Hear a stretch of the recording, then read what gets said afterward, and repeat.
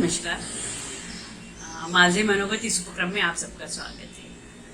हम ये अपने नए भाग में हम सप्तसरिता, इसका विषय है सप्तसरिता, और हम नदियों के बारे में बात कर रहे हैं।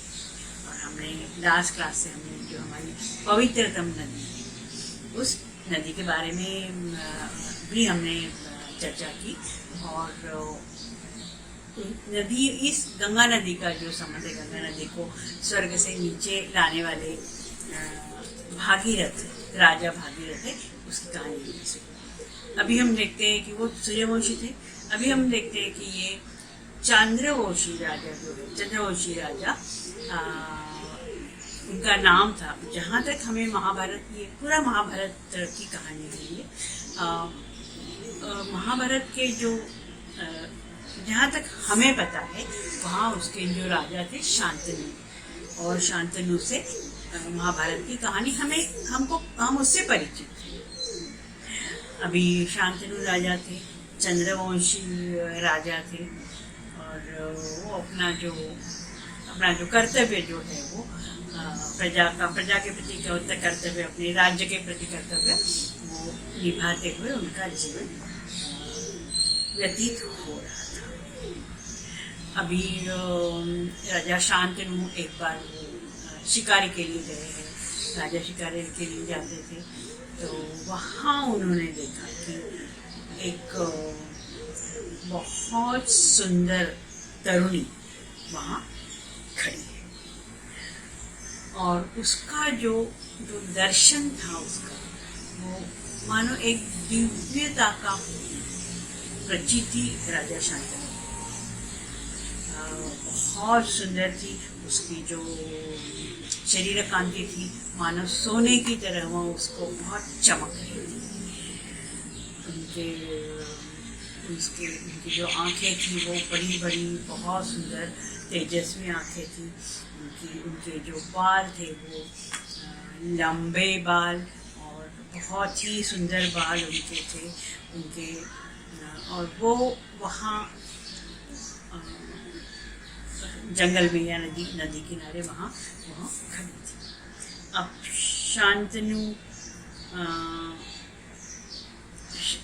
शांतनु ने उनको देखा, अर्थात शांतनु तो उनका सौंदर्य देख के वो तो अपनी जगह पे वो हिल नहीं रहा था। उनका वो दिव्य सौंदर्य देख के मानो वो एकदम स्टैचू जैसे हो गया था, एक मूर्ति जैसे हो गया था कि वो कुछ मतलब वो इतना मोहित हो गया उस तरुण के। अभी राजा थे, वो खुद भी बहुत ही सुंदर थे, बहुत तेजस्वी थे, तो ये तरुणी ने भी उनको देखा, और शायद उनको भी ये राजा जो है उनके प्रति कुछ प्रेम या कुछ आसक्ति या कुछ आस्था उनको राजा के प्रति हो। फिर राजा उनके पास गए, उन्होंने बोला तुम कितनी सुंदर हो, कितनी तेजस्वी। और राजा ने उनके सौंदर्य का जो वर्णन करना शुरू किया। तुम्हारी आंखें इतनी बड़ी है, बहुत सुंदर आंखें हैं, मानो कि वो कमल पंखुड़ी जैसे तुम्हारी आंखें हैं, और तुम्हारे बाल जो है वो इतने सुंदर तेजस्वी और उतने मुलायम है, रेशम जैसे तुम्हारे बाल हैं। और इस तरह से उसके सौंदर्य का वर्णन करने लगे। और उन्होंने कहा कि मैं हस्तिनापुर का राजा जो शांतनु, और मेरा जो तुमको देखते ही मेरा मन जो है तुम्हारे ऊपर आ गया, क्या तुम मुझसे शादी करोगे, मेरी रानी होना स्वीकार करेंगे। वो जो तरुणी है, हम यहाँ उनका नाम कहते हैं कि उसका नाम जो है वो गंगा थी। जो बहती हुई गंगा वो मूर्त रूप से तरुणी के रूप में वहाँ थी। अभी गंगा को भी वो जो राजा का जो प्रेम था, राजा की जो प्रीति थी, वो शायद उसको उसके मन को भा गई। और उन्होंने राजा को कहा कि हाँ, मैंने जब आपको देखा तो मैं भी मनोमन आपकी हो गई। मैंने भी मुझे भी यदि आप पति के रूप में मिलेंगे तो मेरी जैसे भाग्यवान मैं नहीं। लेकिन मैं आपके साथ शादी करने के लिए, आपके साथ विवाह करने के लिए तैयार हूँ, लेकिन मेरी एक अट है, मेरी एक कंडीशन है। तो राजा तो उनको देख के उसके प्रेम में इतना विवल हो गया था कि वो कह रहे तुम जो भी कहोगी मैं मानूंगा, तुम बोलो कुछ भी कहो, मैं जो तुम्हारी बात जो है वो मानूंगा। अब गंगा ने ये कहा कि देखो, मैं जो कुछ करूँगी तो उसके बारे में मैं क्यों कर रही हूँ ये तुम पूछ नहीं सकते, या मुझे कभी भी नाराज नहीं कर सकते। मेरा जो मन जो है वो मेरा मन कभी भी दुखी नहीं कर सकते। और यदि ऐसे किया, तुमने ऐसे किया, तो मैं चली जाऊंगी और फिर कभी भी वापस नहीं। राजा ने कहा हाँ, मुझे मतलब राजा को कहा तो सिंपल है, क्यों मैं उसको नाराज करूँगी, क्यों मैं उसका मन जो है वो मन के विरुद्ध कुछ करूँगा। तो राजा ने कहा हाँ। फिर राजा और जो गंगा वो हस्तिनापुर आए और राजा ने फिर सबके सामने पूरा गंगा के साथ विवाह किया। अब शांतनु और गंगा का वो जो प्रापंचिक लाइफ है, प्रापंचिक जो उनका जो जीवन है वो शुरू। अभी गंगा जी हस्तिनापुर की रानी बन गई, और जो रानी जो है वो बहुत ही एक आदर्श रानी, एक आदर्श पत्नी और सहचरी, और जिस तरह से उनका जो व्यवहार था, राजा के प्रति व्यवहार था, या राजा के जो उसके कुटुंबीय थे उनके प्रति व्यवहार था, उनके जो नौकर चाकर थे या उनके जो मंत्री थे, उनके जो सेनापति थे, उनके साथ एक उनका आदर्श व्यवहार था। कह सकते हैं कि वो एक आदर्श स्त्री की तरह, आदर्श पत्नी की तरह,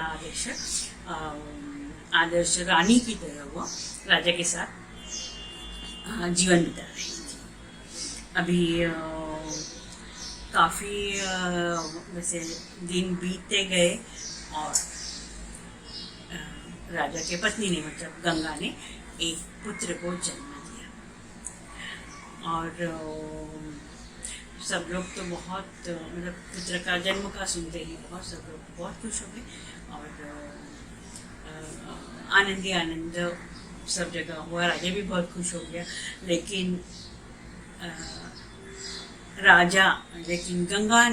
गंगा रात को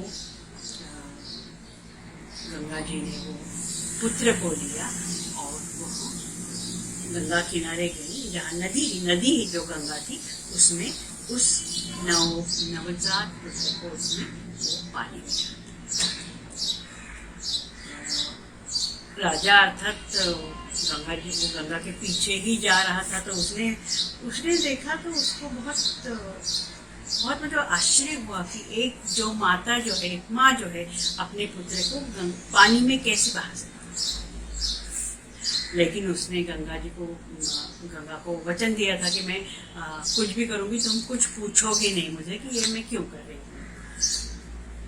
फिर वापस आई वो, उसको तो बहुत बुरा लग रहा था कि मेरे पुत्र को मेरी पत्नी ने, गंगा ने बहा दिया। उसके बाद में कुछ दिन बाद गंगा ने दूसरे पुत्र को जन्म दिया। सेम स्टोरी रिपीट हुई। रात को गंगा उस पुत्र को अपने साथ लिए गंगा किनारे गई और गंगा नदी में उसको बहा दिया। अब इस बार तो शांतनु तो बहुत ही दुखी हुआ कि मेरे राज्य का ये वारस है, मेरे राज्य का राजा होने वाला है, उसको गंगा ने बहा दिया।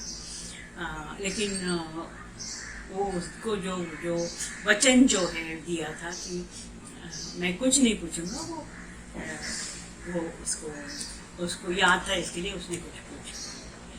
ऐसे कर करके गंगा को एक पुत्र होता था, वो पुत्र को जाके गंगा में बहा देती थी। ऐसे 7 पुत्र को गंगा ने बहा दिया। अभी 8वां पुत्र अभी तक राजा तो बहुत परेशान हुआ, बहुत अस्वस्थ हो गया था, लेकिन वो वचन उसका था, इसके लिए वो कुछ नहीं बोल पाया। लेकिन अभी 8वां पुत्र हुआ। 8वां पुत्र का जन्म लेते ही गंगा जी ने उसको पास लिया और वो गंगा किनारे गया। अभी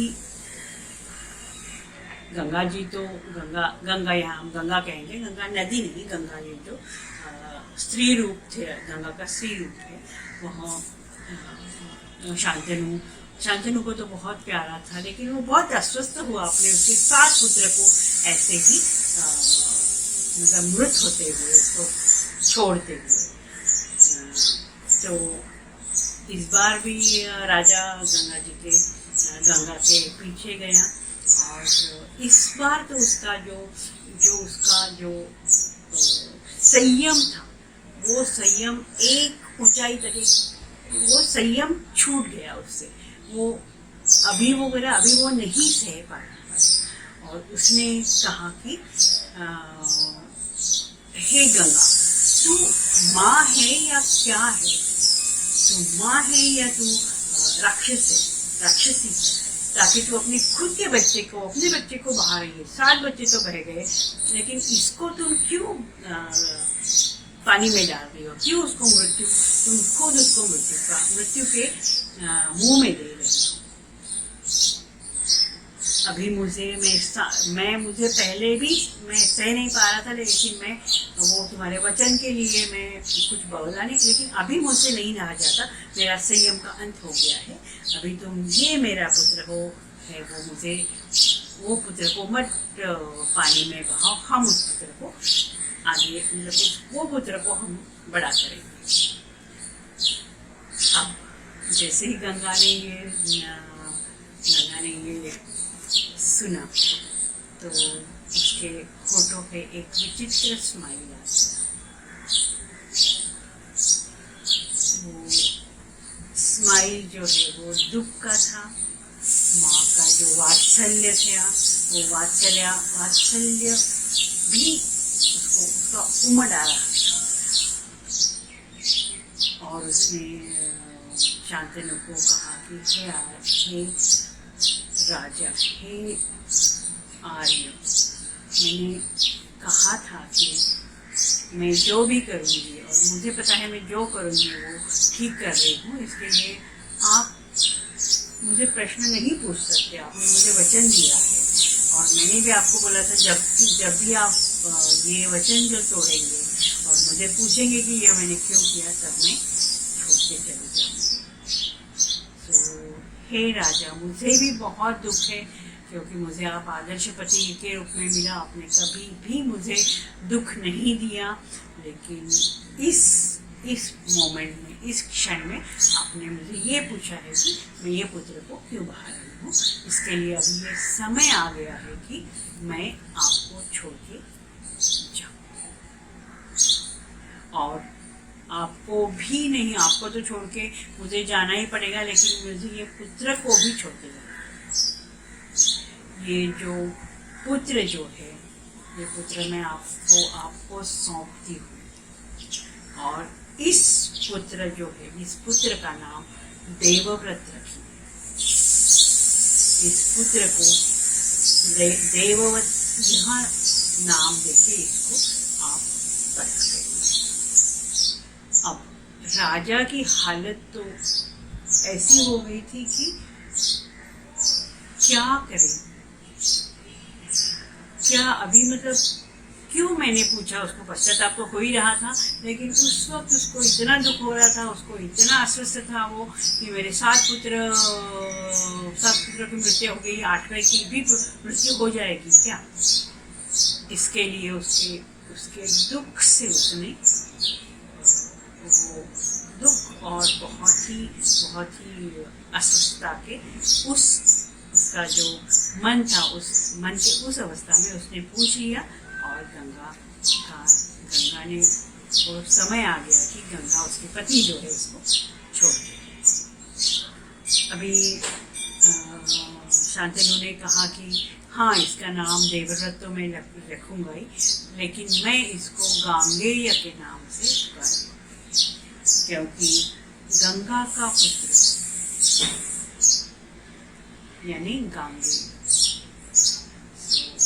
ये उसको मैं अभी तो नियति के आगे कुछ नहीं कर सकते, क्योंकि मैंने गलती की है तुमको पूछने की, तुमको जाना पड़ेगा। तुमने बहुत ही मुझे पहले समझाने के बाद भी मैंने पूछा और तुमको मतलब अभी कुछ नहीं कर सकते। तो गंगा को भी बहुत ही दुख हो रहा था कि वो कह रहे मैंने एक पत्नी के रूप में आपके साथ बहुत ही सुखद समय बिताया है, लेकिन ऐसा कुछ ये जो 7 पुत्र जो है वो ये 8वां पुत्र है, इनका ऐसे कुछ उनका जो पूर्व जन्म का इनका कुछ तो है कथा, उसकी वजह से मुझे वो 7 पुत्र को पानी में छोड़ना पड़ा और ये 8वें पुत्र को मैं आपको सौंप के जाऊंगी। अब एक माँ के लिए एक नवजात पुत्र को छोड़ के जाना, इसका दुख क्या है, तो वेदना क्या है, तो वो पूरी वेदना गंगा के चेहरे पे झलक रही है, उसको दिख रही थी। उसका जो शरीर था, उसका जो चेहरा था, पूरा उस जो दुख और जो वेदना जो है उससे भर गया था। तब गंगा ने कहा कि मैं गंगा हूँ, मेरा नाम गंगा है, मैं तो मेरा तो जो वास है, मेरे को रहना जो है, मेरा वास्तव्य है जो वो स्वर्गलोक में है, लेकिन एक शाप के कारण मुझे यहाँ पृथ्वी पे आके रहना पड़ा। अब मैं तुमको बताती हूँ कि इसका कहानी का ये कथा क्या है इसके पीछे की। पहले पूर्व जन्म में आप जो हो वो महाभीष नाम के राजा थे, और एक बार आप जो है इंद्र के दरबार में उसके साथ थे। मैं वहाँ आई, मैं तब इंद्र की अप्सरा थी, वहाँ मैं आई, लेकिन तुमने तुम्हारी नज़र मेरे ऊपर गई और तुम्हारा जो मन जो है वो तुम्हारे मन में मेरे लिए प्रीति जग उठी, और मैंने भी मुझे भी तुम बहुत ही तुम्हारा राजा का जो रूप था, तुम्हारा जो रूप था, तुम्हारा जो पूरा जो तुम्हारा जो राजा का जो कहेंगे पर्सनैलिटी थी, व्यक्तित्व था, वो मुझे बहुत अच्छा लगा। और मुझे भी लगा कि मैं तुम्हारी पत्नी बनूं। अब इंद्र के दरबार में तो ये किसी को अच्छा नहीं लगा, इसीलिए उन्होंने कहा कि तुमको इस राजा की पत्नी बनना ही है, तो जाओ पृथ्वी पे जाओ और तुम उसकी पत्नी बनो। ये जो है अगले जन्म में जो चंद्रवंश में शांतनु नाम का राजा होगा और तुम उनकी पत्नी बनो। लेकिन तुमको कुछ समय के लिए वहाँ अपना समय के लिए ही तुम रुक सकती हो, उसके बाद तुमको वापस आना पड़ेगा। अब हे राजा, मेरा समय आ गया कि मैं अभी स्वर्ग में जाऊं। गंगा ने आगे कहा कि ये जो 8 जो पुत्र थे, जो हमारे पुत्र है, वो 8 वसु थे और उनको इस तरह से शाप मिला था। और मैंने कहीं पढ़ा है कि ये जो वसु थे उन्होंने 7 वसु, उन्होंने 7 और 8 भी उन्होंने आत्महत्या करने का पाप किया था। और इसके लिए उनका जो आत्महत्या करने का उन्होंने पाप किया, इसलिए उनको थोड़े समय के लिए जन्म लेना पड़ा और उनको फिर दोबारा वो आत्महत्या का जो पाप है, उस पाप को मिटाने के लिए उनको मृत्यु मरना पड़ा। अभी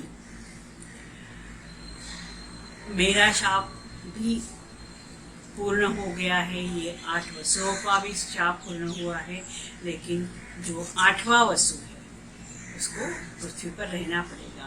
उसका जो पूरा जो दुख जो है, उसका जो जीवन जो है वो बहुत ज़्यादा सुखी नहीं होगा। उसको जो वसु है आत्महत्या की है, लेकिन उसका मृत्यु नहीं हुआ है, इसके लिए उसको दुखी जीवन बिताना पड़ेगा। अभी शांतनु तो उसको समझ में नहीं आ रहा है ये क्या हो रहा है। वो दुखी था, पश्चाताप भी उसको हो रहा था, लेकिन जो हो गया सो हो गया, उसके बारे में कुछ नहीं कर सकता। लेकिन उसने गंगा को कहा कि मैं ये मेरे पुत्र को इस तरह से मैं उसको बड़ा करूँगा कि वो राजा होगा और जो चंद्रवंश है उसका नाम वो बड़ा करेगा, रोशन करेगा। बहुत पराक्रमी उसको मैं करके उसमें पूरा शस्त्र अस्त्र सब की विद्या दूंगा, उसको बहुत ज्ञानी। और गंगा उसके सामने ही देखते चली। अभी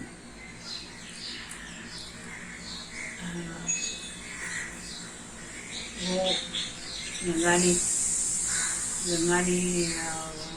गंगा भी राजा से बहुत प्रीति करती थी, प्रेम करती थी उसके लिए। वो एकदम से बहुत दुखी मन से राजा की तरफ देखते वहाँ चली गई, उसको जाना। अभी राजा इस अपने पुत्र को लेके हस्तिनापुर आ गया और उसने उस पुत्र को अच्छी तरह से शिक्षा दीक्षा, अस्त्र शस्त्र की शिक्षा देके, शास्त्र की शिक्षा देके, आध्यात्मिक शिक्षा देके बहुत ही जो आदमी जो है उसको आदमी बहुत महामानव जैसे लगता। और यही जो देवव्रत है उसको हम जानते हैं, गांगेय देवव्रत, उसका नाम तो अलग अलग है, लेकिन हम उसके बाद में ऐसे कुछ हुआ कि वो उसने एक प्रतिज्ञा की और बहुत भीष्म प्रतिज्ञा की, उसके लिए उनका नाम भीष्म पड़ा। और ये जो भीष्म है वो देवव्रत है, गांगेय है, वह गंगा का पति। और इस तरह से हमारा जो विषय है गंगा, उससे वह जुड़ा। तो भीष्म देवव्रत गंगा पुत्र था, गांगेय था, और हमारे गंगा का पुत्र था, जो कि हमारे लिए गंगा से गंगा का जो विषय है वो हम लोग चर्चा करते हैं। अब एक चंद्रवंशी राजा, एक सूर्यवंशी राजा, ये तो जो वंश है वो तो वही माने जाते हैं। पूरे पुराण में यही 2 वंश थे। तो गंगा जी का संबंध ये दोनों से, सूर्यवंश से भी, चंद्रवंश से। बहुत सारी गंगा जी की बहुत सारी कहानियां हैं, बहुत सारी, ये तो हमारे पुराणों की कहानी है। हम अभी उनके ऐतिहासिक कहानियां, उनका कहानियां भी है, उनका इंफॉर्मेशन भी है, उनके बारे में अभ्यास और चर्चा करें। आज हम यही रुकते हैं। गंगा जी का ही विषय आगे ले जाके हम लोग गंगा जी का जो हमारे साहित्य में क्या स्थान है, हमारे ग्रंथों में क्या स्थान है, हमारे पुराणों में क्या स्थान है, हमारे वेदों में क्या स्थान है, वो वहाँ सब चर्चा। नमस्कार।